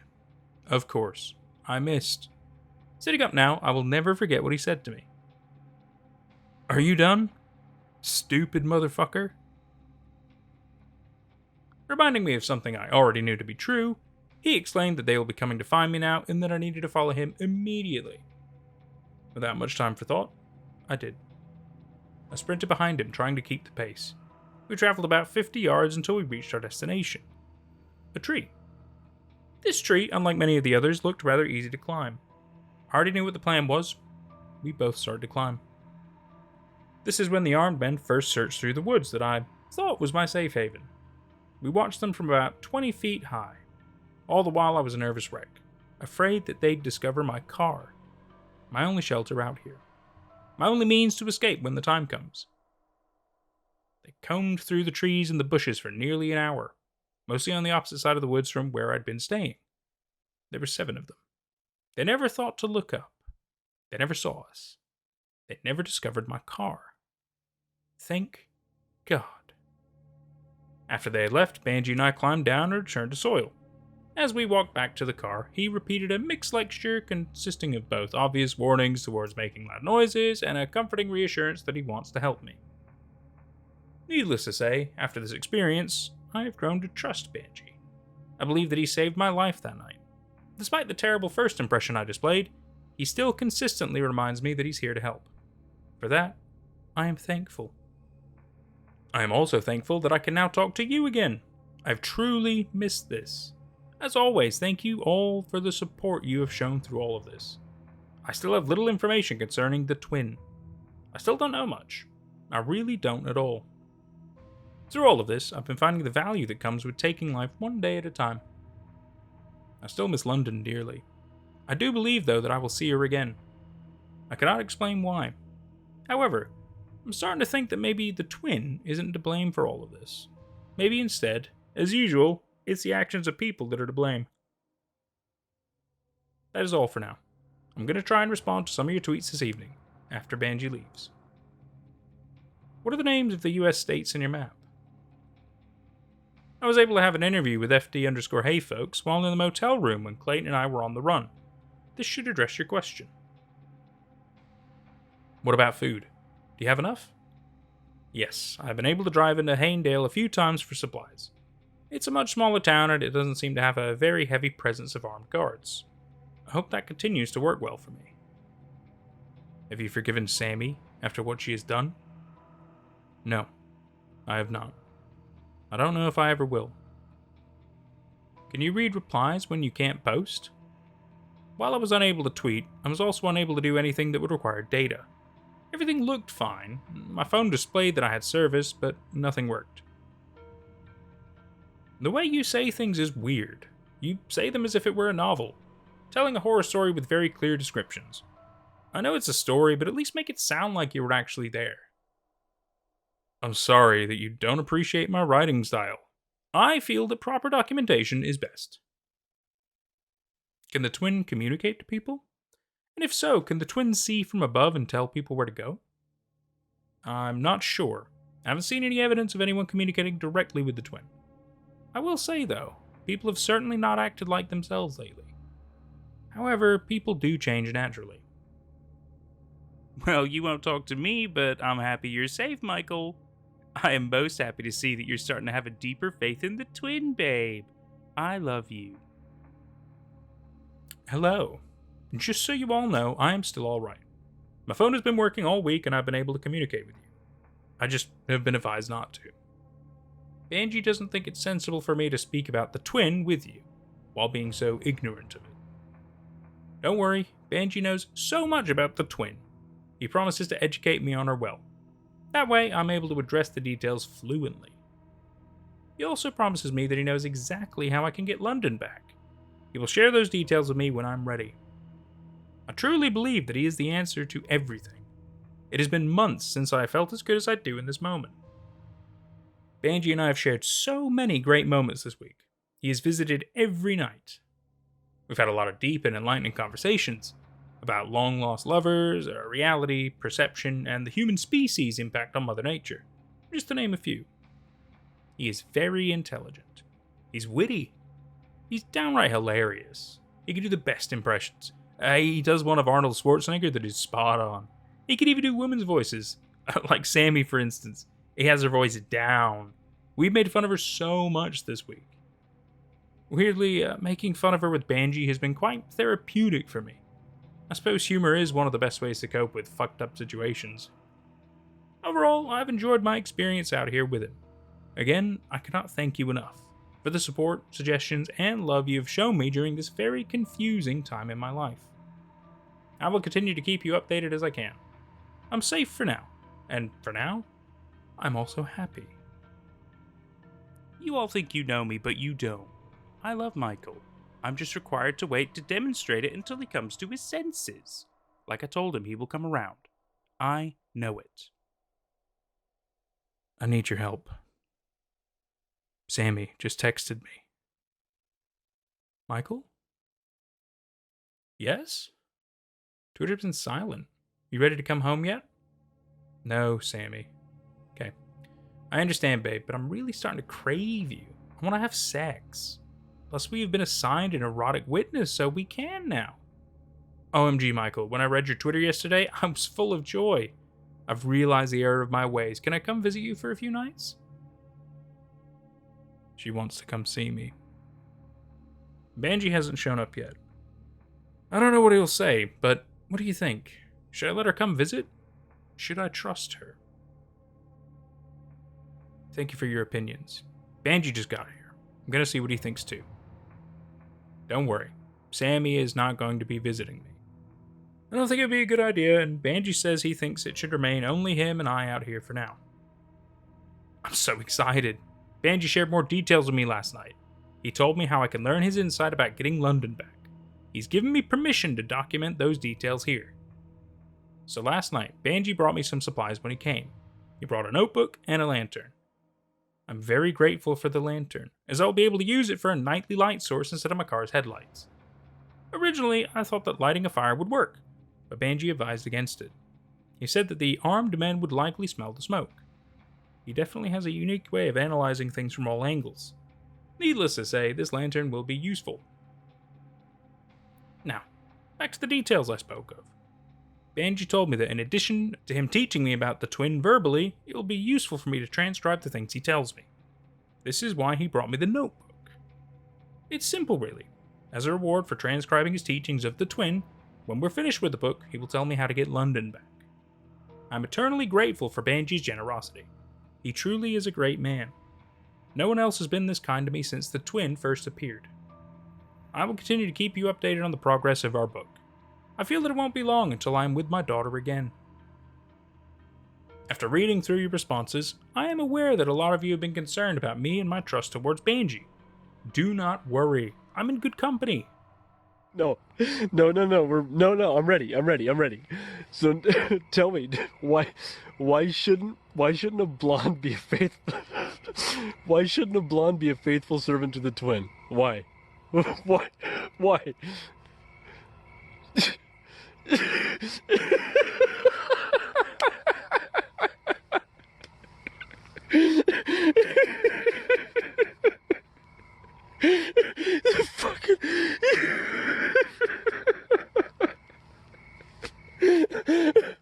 You have the fucking best jokes.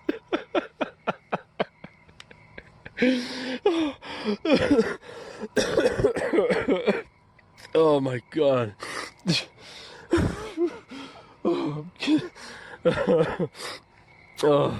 Can you give me another beer? Oh my god. All right. Thank you. I'm sorry about last night. Benji brought beer with him when he visited, and things became rather silly. Needless to say, I'm certainly feeling the after effects today. Good news though, we're making headway on Benji's book. I'm looking forward to tonight's visit, so we can continue progress on it with sober minds. Throughout the transcription process so far, I have learned so many eye-opening things about the twin. I cannot wait until I'm able to disclose them to all of you. After all, from the beginning, the purpose of this Twitter account has been to document her. So many other realizations like this have come from my nights with Benji. I trust him, and I trust that he will keep his word when he says that he will show me how I can be with my daughter again. I have to go now. I have a busy night planned, but if I have some time, I will respond to some of your comments. May I ask what made you trust Benji more than you did before? At first I didn't think he should be trusted, but he has since proved himself to be trustworthy. Watch your video from last night. I did. It was just as hilarious as it was when it first happened. Can you show us that page you filmed last night? We couldn't quite get to see it properly. I may be able to photograph the page for you. I do not know if I'm allowed to, though. I'll have to ask Benji if it's okay. Do you think you can ever forgive Sammy? One day, I'm sure I will. I have a lot of maturing left to do. With time comes forgiveness. I am alone and afraid now. I went out for my daily hike a couple hours ago. I've been hiking out to the various roads that run parallel to the trees on all sides of the wooded area I'm hiding in. I do this to get an idea of where the armed men are every day. Today's hike started like usual, everything seemingly being the same as always. I counted for nearly all of the armed men I have become familiar with seeing, then started back towards my car. On my way back, things started to seem off. I have become familiar with the trees and landmarks around me during my time out here. Things seemed different. I couldn't quite put my finger on the difference. When I came around the final thicket of trees expecting to see my car, I found that my car wasn't alone. The armed men discovered it. I was able to record a quick video.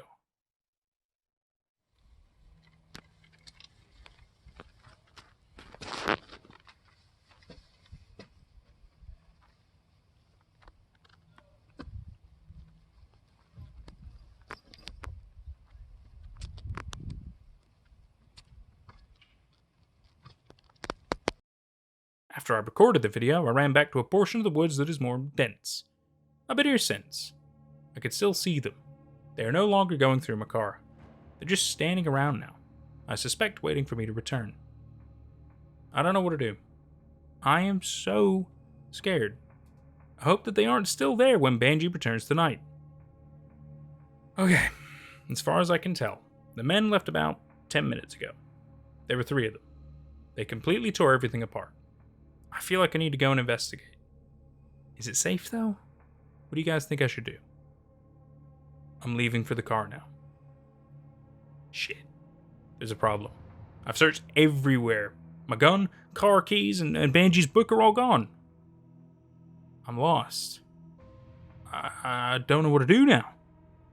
I guess I'll just wait for Benji to show up tonight. He will know what to do. All of that work, night after night, all of it is gone. I'm so pissed off. I told Benji everything when he came last night. He didn't have much of a reaction to the news. He was surprisingly calm. He said it was time for me to move in with him. He told me to stay in my car until daylight, and that he would then return to guide me to his safe haven. He hasn't turned up this morning yet. I'm still waiting for him. He should be here soon. I feel as if an update is overdue. Firstly, I'd like to apologize for my absence. I am okay. I am safe. I am happy. I'm sorry for the delay in tweets. I've just been so focused on the transcription of Benji's book lately. We've been working tirelessly to get it done. It has been very labor intensive. Because of this, I have felt withdrawn from Twitter. I know that many of you distrust Benji, but I could not disagree more.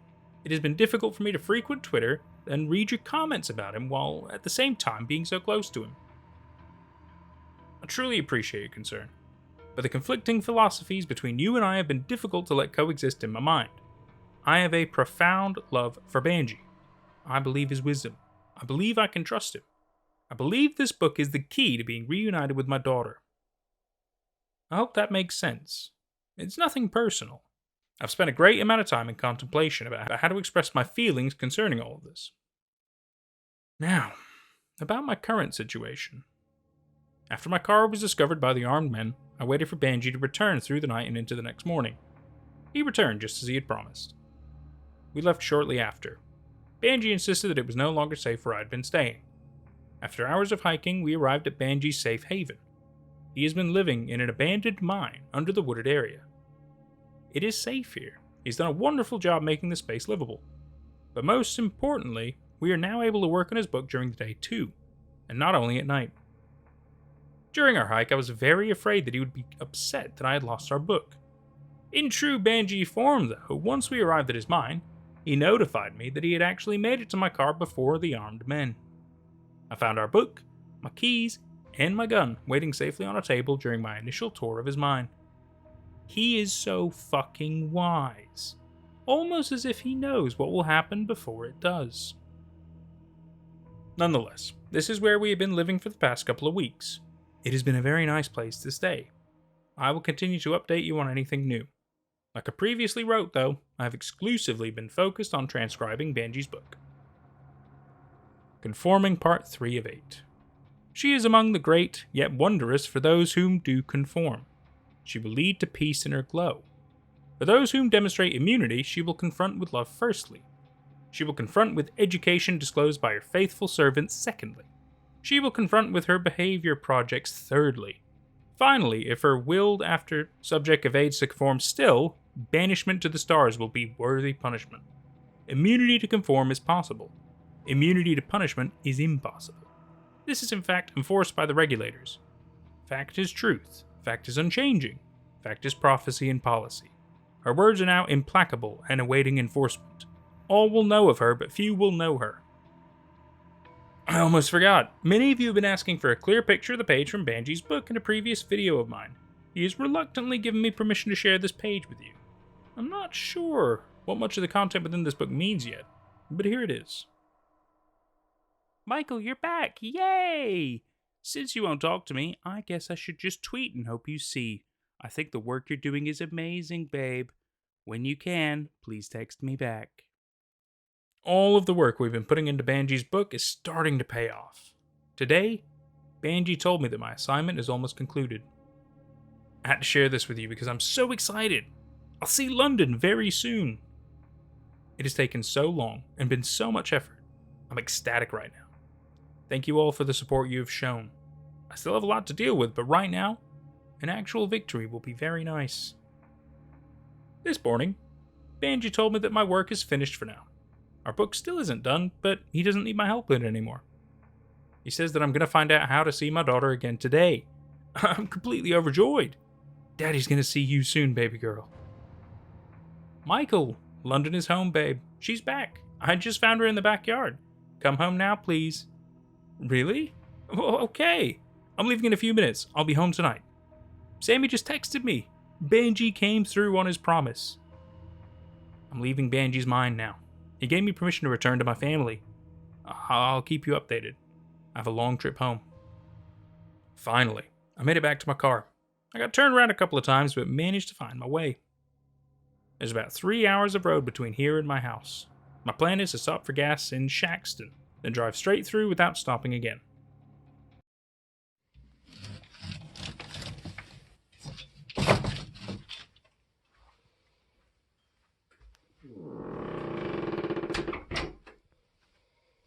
London?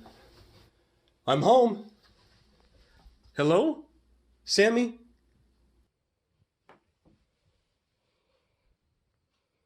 Who are you? You know who I am. What'd you say? You know who I am. I'm Michael. Oh. Yeah. Are you ready then? I'm here, right? I'm ready. Michael, it's your duty. You know it. Yeah, it's my duty. Okay. Okay. All right. I don't want to do it, but I'm ready. Well, you know it's your duty. It's my duty. It's my duty, I guess.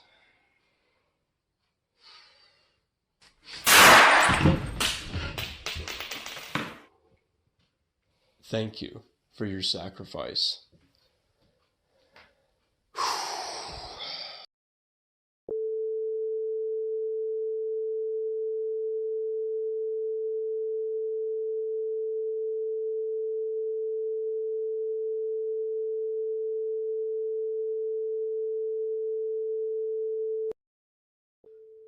Hello. You might think you recognize me. Maybe you do. But do you think I'm Michael? I have a secret about Michael. Michael never came back.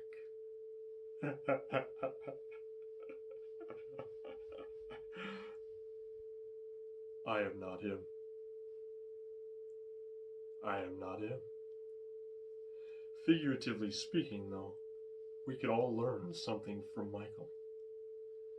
When the twin presents herself to you, do not resist. Oh, glorious, glorious day. The twin is here, the twin is here. She rose in the east, all shall see. So glorious, glorious day. And that was the Binary Moon Project. This is interesting though, because not even a year later we get what I'm going to call an epilogue of sorts. I'll go ahead and just give you that little sequence now.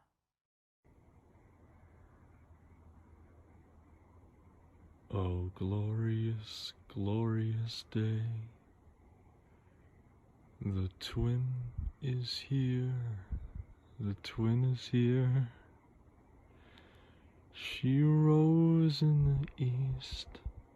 All eyes shall feast. The twin is here to stay.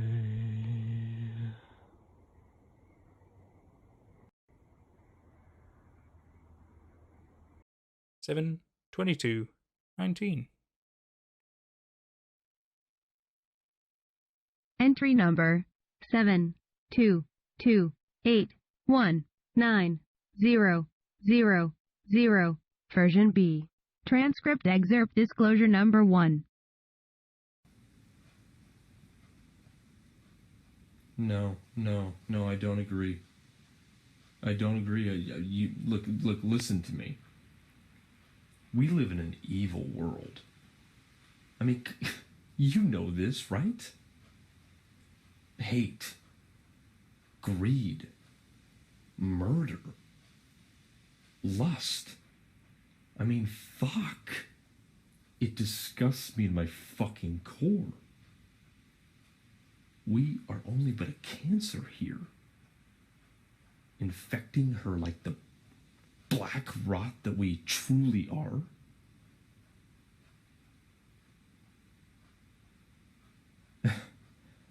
Don't worry though, right? It was really only a matter of time until she got her blood work done. She has. I mean, fuck, right? She's already nearly a year into her chemotherapy. Entry number 722819000.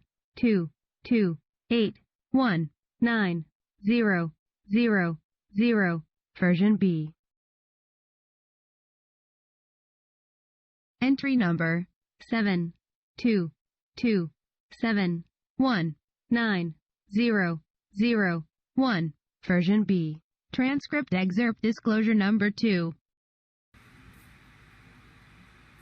Yes. Well, like, most people, some people just need to be shot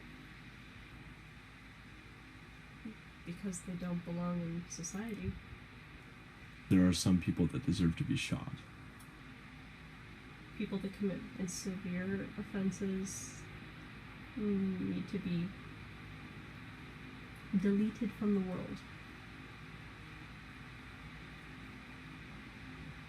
Thank you. Entry number 722719001. Version B. Do you want the documentation to continue, even if it is difficult to see?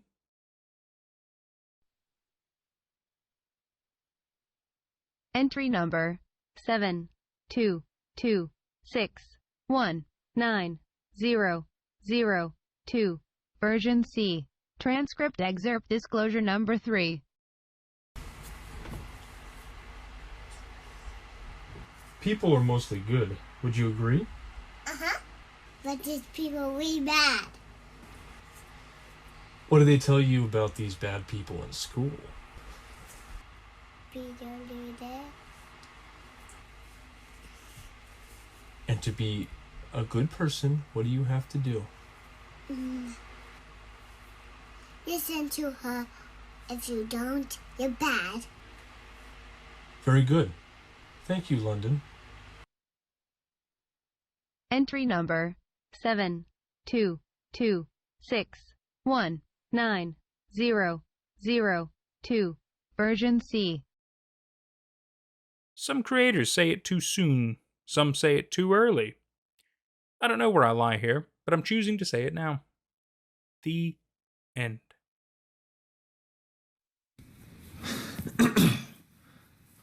Hello. This is not Michael, or any other characters within Binary Moon Project. This is the creator of Binary Moon Project. I'm posting this video because I'm really at a loss. I've spent many hours constructing a story that I loved in the beginning. The premiere was perfect, disguising myself as just another caller on one of Fantastic Daily's live streams. The plot, was intriguing, not only to myself, but also to the cult following I've been lucky enough to build here. The ending, though, this has been a challenge for me. It wasn't at first. I thought I knew exactly how this story would end. And it was a good one. You know, it really was just as ruthless as the story you've witnessed so far. Unfortunately, though, well, there were elements of the story that I lost control of because of my own mistakes. And now the ending it simply doesn't do the story justice anymore. I mean, it really isn't the ending you all deserve. I've tried to rework it from every angle. It just doesn't work. So rather than continuing to tell a story that I know is approaching a very disappointing end, I've just decided to end it now with this video. This is the last video that I will ever post to this Twitter page. I thank every one of you that is a fan of Binary Moon Project. Sometimes one's creativity just reaches farther places than, one is actually willing to go. But don't worry. Whether you know it or not, you are either already a fan of my past work, or you're about to become a fan of my new work. Thank you. Yeah, quite interesting, really, how he's got kind of a bittersweet ending, really, kind of a epilogue-y thing. It's got some interesting little snippets which kind of tease a little bit more like world building and bizarreness going on, and then obviously he's got his heartfelt actual message to the audience, which I think is quite beautiful. And it's a shame that it didn't quite go exactly how he wanted. I mean, I definitely feel like there's a lot of really good points about the Binary Moon Project. I think the whole setup, the whole premise of it is quite interesting. There's a lot of early bizarre mysteries and information that kind of come in, which really kind of set up this scenario, which I was really drawn into. I was really, really engaged with. But then a lot of them didn't really go further than that, or there weren't more mysteries, there wasn't more explanations. It just kind of stopped with that, and then it ended up becoming this kind of almost like just kind of a bizarre quest at the end that led to just a disappointing end, right? Like a weird end, if you ask me. So let's go ahead and do a bit of breakdown. So kind of early on in the story, it's quite interesting because you got this integration with a Fantastic Daily, which before you ask, like an awful lot of his content is just gone, been removed from YouTube and stuff. I've been trying to chase up maybe some of the streams and any information I could find. There's been a level of controversy when it comes to Fantastic Daily. Some people are like, oh, he's a complete faker thing. There was a hack and stuff. There's all kinds of weird rabbit hole things with that. I don't think it's too overly complex. I believe there's a level of fakeness to their whole shtick, but I mean, that's kind of the name of the game when it comes to fictional storytelling, right? Or even narration, like myself, there's a level of fake. I try not to be fake, but obviously the things we cover are fictional, and so you play a little bit around with it and it's a bit of fun, myself included. Like the fact that one of Fantastic Daily's videos that do exist currently is him covering the Binary Moon Project, but not like his involvement, just the story as a whole. Like, it's just like, well, you're part of the story, kind of, sort of confusing. Anyway, yeah, not like I can talk. So that was quite interesting, but yet again, a fair level of disappointment. So a lot of people call this an ARG, and I totally understand why, because there was a lot more involvement with people when this was live, when it was going on, when it was happening. There was a bit more questions back and forth. There was obviously the messing around with like Fantastic Daily's live streams and things.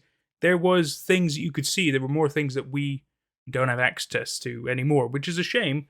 But, so that's the way it is after a couple of years. You know what I mean? I mean, this was back in, 2017, 2018? So things get lost to time. It happens.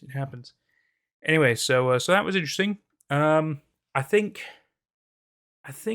that, so I was intrigued by the moon prospect. This idea that the twin is some kind of a celestial being, some kind of you never truly learn what it is or its purpose, but I mean, there's so many mysteries and questions behind it, and yet it kind of just stops being like so relevant to the story. Like at least with the Sun Vanished stories like that, the main problem is always a problem.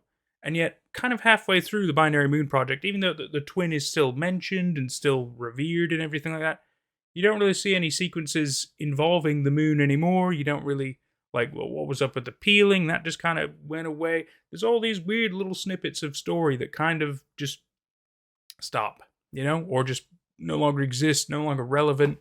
I just kind of, like nobody else was peeling. What's going on with that? Like, and then it makes you question things like Clayton and Benji. Well, I mean, at one point, he's clearly staying with Benji for quite a number of days. But if he's a follower of the twin, he must do trances, right? No mention of that. Nope, just Benji's totally. Benji was such a red flag, by the way. Like, how is it not more obvious?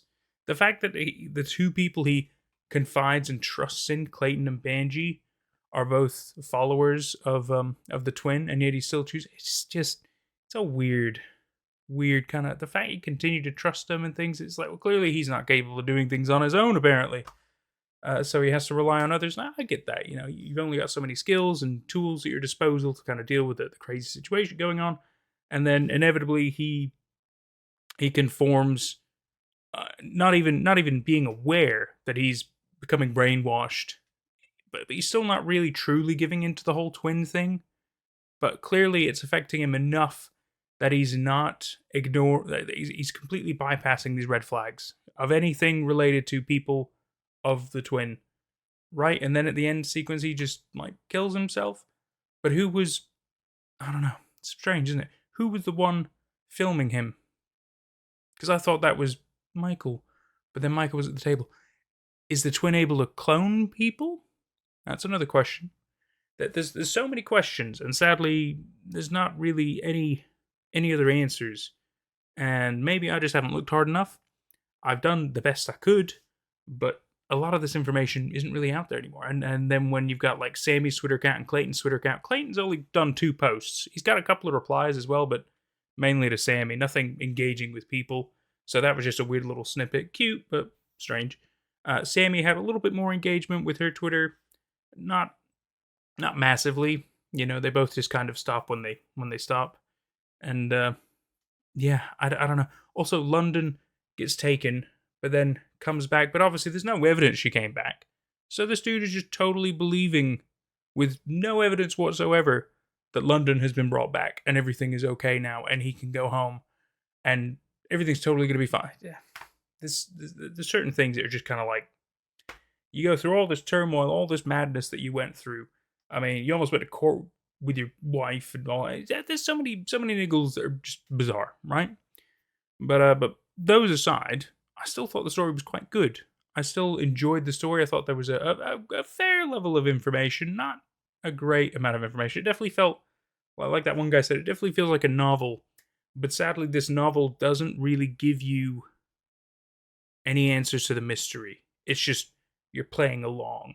But there's no truth, there's no uncovering. Like, even when you get that one, the page of information that Benji had him write down, it's very general knowledge nonsense, right? There's nothing defining in there. There's no weird nuggets of interesting lore or anything. It's just kind of, like, oh, well, you best behave and follow her rules, otherwise you're gonna get punished. And it's just like, it's not really telling us anything, sadly. It's just kind of basically saying, oh my god, don't break her rules, she'll get you punished. It's just, I don't know. A bit silly in my opinion. Anyway, that's my little ramble over. But here's the thing as well about Binary Moon Project.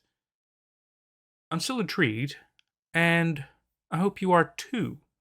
Because there is one more thing. There's one more thing I need to share with you. And this is the last post, sadly. That was December 31st, 2019. And it's a Netflix series poster. And he's put a date on it, which looks like July 2021. I've sadly never heard if it ever came out on Netflix. I haven't found any information. Doesn't look like it has, sadly. Maybe they lost funding. Maybe the project was pulled. I'm not really sure. There's no information I'm able to find about it. Sadly, this is the last. But actually, some of his replies are talking about how, it won't be released for a little while. There is an ending, the ending he always wanted for the story. So there's a lot of promising sounding things in here.